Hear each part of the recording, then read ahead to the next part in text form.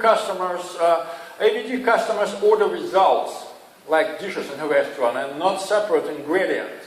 So they could take your subtitle translated track and could order the integration of it with the video elsewhere. Usually they tend to order the complex of services. Thus, checklist again.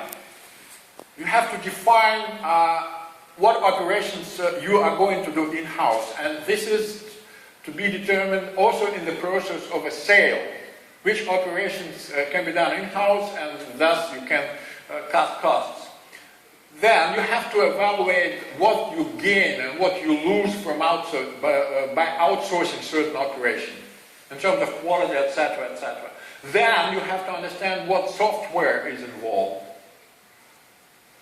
And you have to evaluate the need for brief personnel training. For example, in some courses, it was clear that it was necessary to include a few hours, to throw in a few hours of subtitle training. Like, it doesn't take a lot of time, it's actually 5-6 hours of extra training, and it allows the company managers themselves to review the subtitle file. Correct understanding of customer service. This is very important for an AVT salesperson. I already mentioned that to a certain extent he or she becomes an educator, telling to customers what they want, really want, and showing to them what they want and how it will look. The main sales tool of an AVT salesperson is a portfolio of samples of how the product will look, sound and play.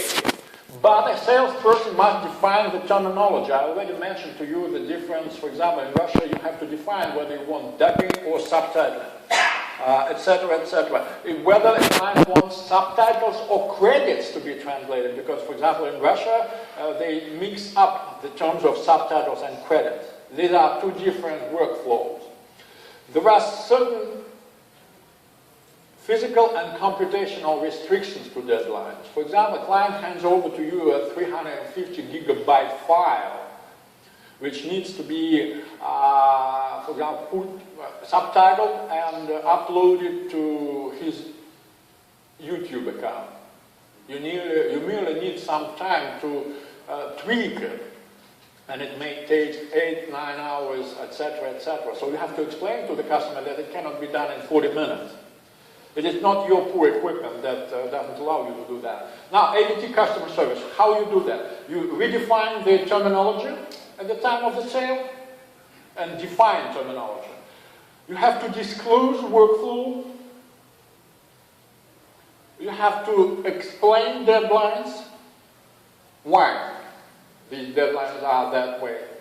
You are not arguing, you are not buying time for your performance, it's that way. Samples introduced. And you have to introduce the approach of no price list. Every AV translation is custom made. So it is not standardized. You have to explain it. An AVT salesperson and an account manager must be able to evaluate the outputs. So the proper evaluation of outputs means customer trust and repeated sale. You have to evaluate the quality of output so that the best translation and voice talent could be offered. Ways of improving of performance on returning orders might be found. It also relates to software compatibility and quality check procedures. This is the checklist. You have to evaluation of outputs, translation compatibility, overall AV product acceptability, whether it is acceptable at all, then software compatibility, subtitle standards, Pro Tools, etc., etc., and costs of quality checks. We have to evaluate what cost of quality checks are.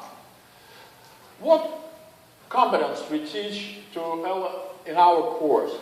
We single out 5 groups of competences listed below according to their importance in the process of AV translation. Group 1, general visual language analysis competences, overall workflow understanding, and basic technological competences needed to understand the process of dubbing and subtitling.